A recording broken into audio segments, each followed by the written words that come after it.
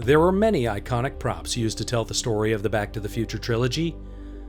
Hoverboards, a sports almanac, and even the time machine itself. But the unsung heroes of our story might just be the news. That's the power of love. No, not that news, the newspapers. These props helped us understand the ever-changing world of Hill Valley through the years and alternate timelines. Follow me, Future Boy, as we take a deep dive into the world of the Hill Valley Telegraph. Let's take some time to go back to the props. Taking a look at these chronologically starts us off with this newspaper from 1955. Not a very recognizable cover page, as the main part that we see in the film is simply the date. Don't recognize it?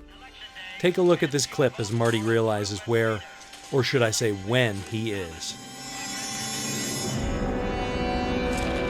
It's gotta be a dream. Look closely at the V in Vito's that sits just below the date line. Still not convinced? The dead giveaway in this case is not the front, but the back page that features an ad for everyone's favorite car dealership, Statler Auto. While this particular prop may not be that recognizable to the layperson, it is crucial to Marty understanding his initial journey through time. Just 2 days later, on November 7th, 1955, this headline was released to the Hill Valley readers. Looks like an airplane without wings. Don't recognize this one either? Don't believe this issue was even in the movie? Well, in this case, you'd be right. This particular newspaper prop did not make it into the final cut of the movie. Take that, you mutated son of a bitch! It was created as a throwaway joke to be seen by a character during our time in 1955. Old man Peabody owned all of this. This concludes poor Otis Peabody's story that started with a dream of breeding trees. He had this crazy idea about breeding pine trees. Until a spaceman from Pluto killed one of his pines. I'm pine wild! And apparently sent the old man into the loony bin. You space bastard! You killed my pine!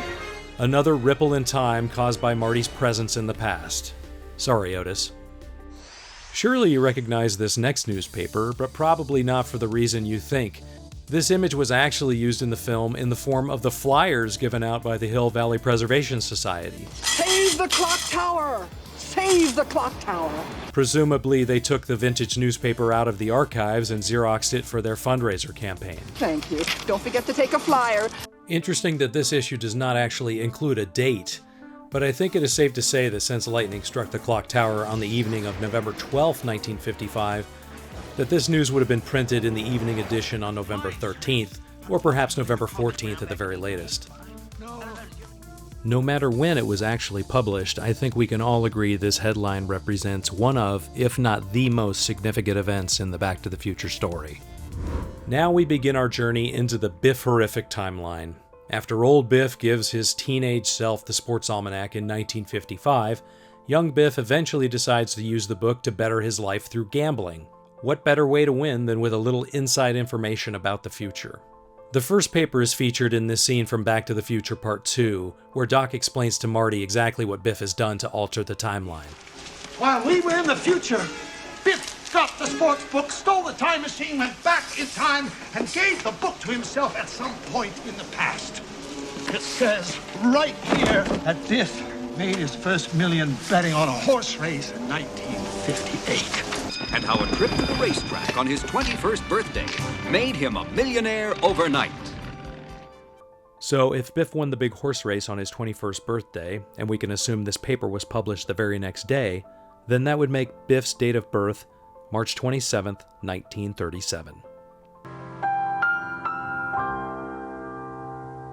As the story of young Biff starts to unfold, the more info we get.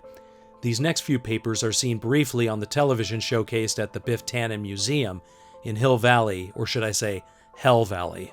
No, it's Hill Valley, although I can't imagine hell being much worse. Now, neither of these papers feature specific dates, as it isn't really that important to the story, but if we look at the back page, it tells us about the recent death of actor Errol Flynn. A quick internet search shows that Flynn died on October 14th, 1959, so this paper must have been printed the very next day.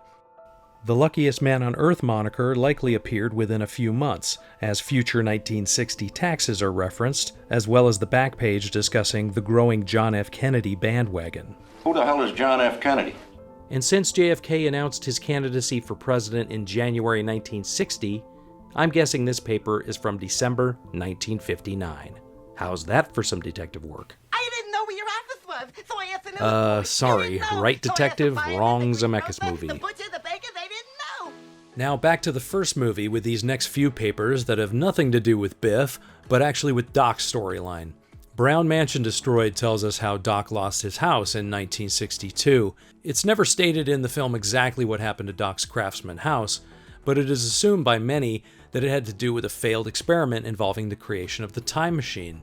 In the Blu-ray commentary for Back to the Future, Bob Gale says, "You can infer from the headline that Doc set his house on fire to collect the insurance money."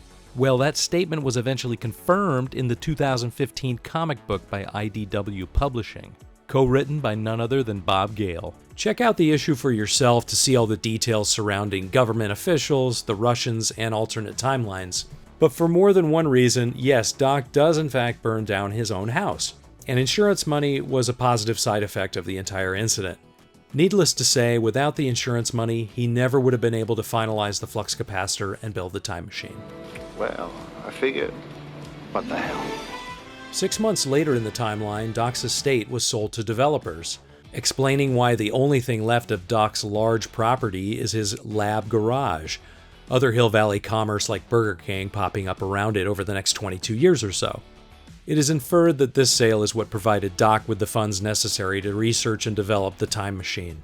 It also explains how in 1955, Doc's address didn't ring a bell to Marty when he looked it up in the phone book.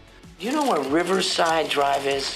1640 Riverside Drive changed by the year 1985 into the updated 1646 John F. Kennedy Drive. Who the hell is John F. Kennedy? I think we already covered that. You'll notice that this paper is only partially seen in the film, since it has been cut up to be displayed scrapbook style on Doc's wall. Very cool to be able to see more of its detail here. This brings us to a dark moment in the alternate timeline when we discover that George McFly has been in fact murdered. Marty is devastated to hear this, of course, and even more devastated when he finds out who pulled the trigger. You son of a... From the newspaper and the tombstone, we know that George was murdered on March 15th, 1973. Now that we know Biff's birthday is March 27th, maybe this was an early birthday present to himself. That's very nice. Thank you very much. Interesting detail in this article that states George, an advocate against the policies of Biffco, was on his way to receive an award when he was killed, robbery being the primary motive since his wallet was missing. I think he took his wallet. Thankfully, when the timeline is changed back to normal, George is alive and well and actually does make it to the ceremony to receive his award. Jumping back to the alternate timeline, we see another paper that appears in the Biff Tannen story, featuring an aging Biff in 1979, who has successfully lobbied to the legalization of gambling. This explains why he was able to convert the Hill Valley Courthouse into a hotel casino. A side story reads, "Demonstrators jailed in Clock Tower clash," perhaps alluding to proud Hill Valley residents attempting to stop Biff from changing the historic building. Sounds like another story to be explored in the expanding world of the Back to the Future comics. Cut to 1983, and we get the dire news that Doc Brown has been committed to an insane asylum. Christopher Lloyd in a mental ward? Sound familiar? Come on, come on, come on, come on. I can be pushed just so far, see? Just once more, huh? Just once more. This news serves two purposes. One, that it gives Doc and Marty even more motivation to fix the timeline and get everyone's lives back to normal. But it also answers the question, will Doc bump into himself in this alternate 1985? Who? Me? Not unless he finds his way over to Mental Ward B, apparently. Similarly, the alternate version of Marty is written out of his way by a throwaway line from Biff. You're supposed to be in Switzerland, you little son of a bitch! My father. Did you get kicked out of another boarding school? The Marty of this timeline is in Switzerland, leaving room for our Marty to roam throughout this hellish timeline without running into his other self. In addition to all that, this newspaper features all kinds of Easter egg information about the transformed world of Hill Valley. Biffco has taken over Lone Pine Mall, Biff's birthplace has become a national monument, and apparently Nixon is still in the White House continuing the Vietnam War into the 1980s. Thankfully, much like George, Doc's history is transformed back to normal once the Sports Almanac is recovered and burned. This newly transformed newspaper cements Doc as a celebrated member of the community, gives a little shout out to the hard work done by Mayor Wilson, and even reinstating Ronald Reagan as the president. Ronald Reagan, the actor? Yes, and speaking of Ronald Reagan, here he is on this paper from alternate 1985. Don't recognize this paper? Well, maybe that's because someone keeps stealing them. So you're the son of a bitch who's been stealing my newspapers. This is the paper that confirms to Marty that he is in fact in 1985, just not the version he was expecting. 1985? Although Ronald Reagan is featured on the cover, it is not necessarily stated that it is President Reagan, because as we know, 2 years prior, Nixon was seeking out a fifth term in office. In the Biff-horrific timeline, Nixon is most likely still president in 1985. In reality, though, Ronald Reagan did in fact undergo cancer surgery in July 1985. This newspaper is from October 1985, making me think he didn't catch the cancer until a bit later in this timeline, since he didn't have as frequent health checkups as a civilian as he would as president. Or am I just overthinking this? You know your history. Very good.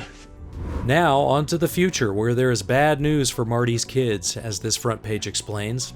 This Hill Valley edition of USA Today tells the story of a robbery gone awry, leading to Marty McFly Jr.'s arrest. This much we know from watching the film, but there are some fun Easter eggs that you probably couldn't see clearly while watching your VHS copy as a kid. Thumb bandits strike, President says she is tired, and even Maddie the hoverboarding dog. Also, fast food junkies unite as cholesterol is speculated to cure cancer. This particular newspaper was obviously key to the plot in Back to the Future Part 2, and to commemorate the future finally coming to fruition in real life, this newspaper was actually printed and sold on newsstands on October 22nd, 2015. Fans including myself flocked to newsstands before dawn to get a copy or two of the future. A few additional winks to the fans were added for this special edition that were not on camera in the movie, most notably a tongue-in-cheek story about director Robert Zemeckis remaking the George McFly novel A Match Made in Space. Talk about meta. Inside this issue was a real daily newspaper sprinkled with Back to the Future related stories and advertisements. Ironically, the paper also features an ad for the musician Pitbull. Not sure if this is a mere coincidence or someone's idea of an inside joke. Keep it. I got a pit bull now. And although it was not available on newsstands, some lucky fans were able to get their hands on the alternate issue featuring Griff and his gang being jailed. History, future history, has now been altered, and this is the proof. Of course, this future history becomes true when Marty interferes with the botched heist that his son was to commit. Aside from the headline, this cover variant features all the same detail and hidden gems as the other version. You may notice, though, that the size and print of the papers vary slightly, most likely due to different groups of people printing them for the anniversary. Well, that covers all the on-camera newspapers that were used throughout the trilogy, but for good measure, I have to include some impressive fan-made newspapers that go beyond what we see on screen. Here are a few Hill Valley Telegraphs from 1885. Some just for fun, and one specifically created for a recent Back to the Future fan event. Lots of great detail and Easter eggs tucked into these special keepsakes. And even this creative paper inspired by the Back to the Future video game by Telltale Games. This edition reports about the aftermath of the Libyan terrorists who wreaked havoc at Lone Pine Mall. A side story also tells about a car that was destroyed on the railroad tracks near Eastwood Ravine. Also, reports of UFO sightings by various Hill Valley residents. I wonder what they might have seen flying in the sky.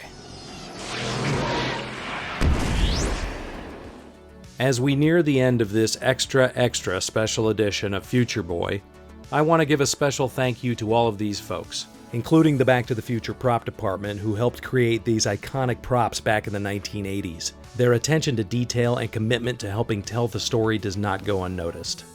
And of course, thanks to all of you for watching. Much like a newspaper, please don't forget to subscribe to this channel for future content. For now, hit me up with questions and comments below. and I'll talk to you in the future.